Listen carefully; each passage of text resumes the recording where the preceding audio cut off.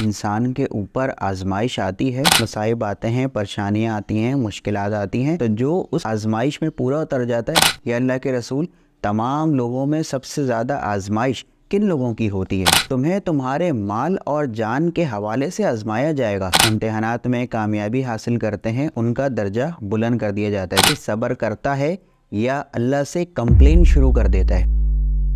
नहमदुहु व नुसल्ली अला रसूलिहिल करीम, अम्मा बाद, फ़अऊज़ु बिल्लाहि मिनश शैतानिर रजीम, बिस्मिल्लाहिर रहमानिर रहीम। अस्सलामु अलैकुम मोहतरम सामीन इकराम। आज हमारी इस वीडियो का जो मौजू है वो है कि इंसान के ऊपर आजमाइश आती है और अल्लाह ताला इंसान को जो है वो आजमाते हैं, और हमसे अल्लाह ताला ये चाहते हैं कि हम उन चीज़ों पर कि सब्र करता है या अल्लाह से कंप्लेन शुरू कर देता है, हमारे दर्जे को जो है वो बुलंद कर सके। ये सिलसिला बिल्कुल ऐसे ही है कि जैसे हमारे यहाँ दुनिया में स्कूल्स में, कॉलेजेस में बच्चों के इम्तिहानात लिए जाते हैं, उनकी आजमाइश ली जाती है, और इन इम्तिहानात को पूरा होने के बाद जो बच्चे उस इम्तिहानात में कामयाबी हासिल करते हैं, उनका दर्जा बुलंद कर दिया जाता है। जैसे मिसाल के तौर पर अगर 8 क्लास वाला स्टूडेंट है तो अब वो 9 क्लास में प्रोमोट हो जाएगा। इस तरीके से अगर वो फर्स्ट ईयर वाला है तो सेकेंड ईयर में प्रोमोट हो जाएगा। इसी तरीके से दुनियावी इम्तिहानात में मुश्किलात के बाद, आजमाइश के बाद हमारा दर्जा बुलंद हो जाता है। इसी तरीके से अल्लाह का भी ऐसे ही कानून है कि इंसान पर मसाइब आते हैं, परेशानियां आती हैं, मुश्किलात आती हैं, तो जो उस आजमाइश में पूरा उतर जाता है, अल्लाह ताला के नज़दीक उसका दर्जा जो है वो बुलंद हो जाता है। तो गोया हम ये कह सकते हैं कि इंसान पर जो आजमाइश आती है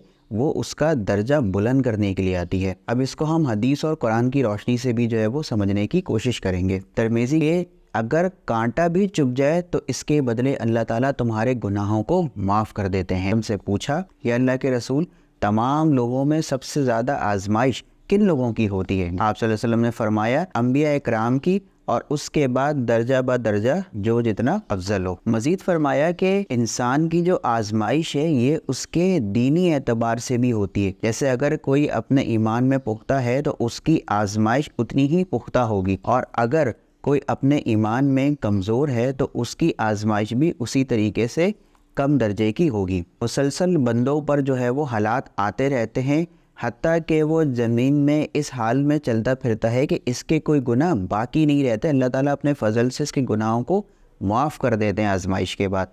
और हमारे ऊपर आजमाइश आने का एक सबब ये भी है कि हमने जो है वो कलमा पढ़ा हुआ है, और बहैसियत मुसलमान हमारे ऊपर ये आजमाइश आती है। कुरान करीम में सूरह अल इमरान की आयत नंबर 186 में अल्लाह ताला ने फरमाया है कि ए ईमान वालो, तुम्हें तुम्हारे माल और जान के हवाले से आजमाया जाएगा। इसी तरीके से कुरान करीम में एक जगह और इरशाद है कि अल्लाह ताला फरमाते हैं कि तुम्हारे ये कह देने से कि तुम ईमान वाले हो हम तुम्हें नहीं आजमाएंगे, ऐसा नहीं हो सकता, क्योंकि हमने तुमसे पहली कौमों को भी आजमाया है, हम तुम्हें ज़रूर दर ज़रूर आजमाएंगे।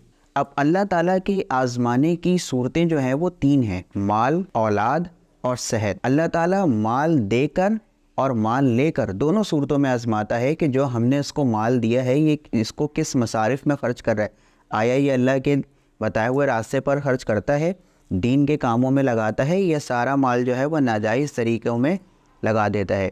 इसके अलावा अल्लाह ताला औलाद के ज़रिए आजमाते हैं, औलाद देकर या औलाद लेकर। अगर औलाद दी है तो उसकी तरबियत कैसी कर रहा है, उसके लिए मामलात कैसे कर रहा है, उसकी परवरिश कैसे कर रहा है, दीन के मुताबिक सारे मामलात को उसके लेकर चल रहा है या नहीं। इसी तरीके से औलाद ना देके कि सब्र करता है या अल्लाह से कंप्लेन शुरू कर देता है। तीसरी सूरत होती है सेहत की। अल्लाह ताला सेहत देकर आजमाते हैं कि इसको सेहत दे दी, अब देखते हैं कि इसके हाथ पाँव में आज ताकत है, तो अपनी ताकत को नमाज, कुरान, ज़िक्र, अस्कार में सर्फ करता है या नहीं। और सेहत देकर, सेहत छीन कर कि अब इसकी सेहत हमने ले ली, अब देखते हैं कि ये उस पर सब्र करता है या नहीं करता है, या अगेन कंप्लेन करना शुरू कर देता है कि अल्लाह मेरे साथ ही हुआ, मैं ही बीमार हो गया, ये हो गया। ये अल्लाह ताला के 3 मखसूस पैरामीटर हैं जो मैंने जो है वो आपके सामने रखे।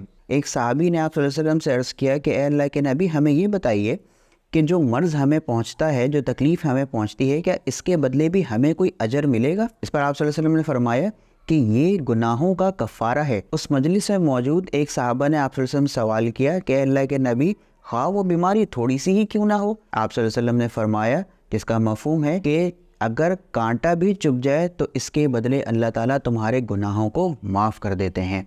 اسی طریقے سے جب اللہ تعالیٰ نے ہمیں یہ تمام مصائب والی چیزیں بتا دیں کہ ہم مصائب آئیں گی، پریشانی آئیں گی، تمہیں صبر کرنا ہے، ہم سے رجوع کرنا ہے، اب اللہ تعالیٰ ہمیں قرآن میں موٹیویٹ بھی کر رہے ہیں۔ قرآن کریم میں سورہ ال عمران میں آیت نمبر 139 میں اللہ تعالیٰ فرماتے ہیں جس کا مفہوم ہے اور نہ تم غم کرو اور نہ تم ہمت ہارو، اگر تم مومن ہو، اگر تمہارے دل میں ایمان ہے تو تم ہی غالب رہو گے۔ تو ناظرین اکرام، اللہ سے دعا کرنی چاہیے، ہر نماز کے بعد مغفرت طلب کرنی چاہیے اللہ تعالیٰ سے کہ اللہ تعالیٰ ہمارے گناہوں کو معاف کریں، اور ہم اگر پریشان ہیں، یقیناً سب کی زندگی میں پریشانیاں آتی ہیں، تو اس پر اللہ تعالیٰ ہمیں صبر کرنے کی توفیق عطا فرمائے، کیونکہ صبر ایک نعمت ہے۔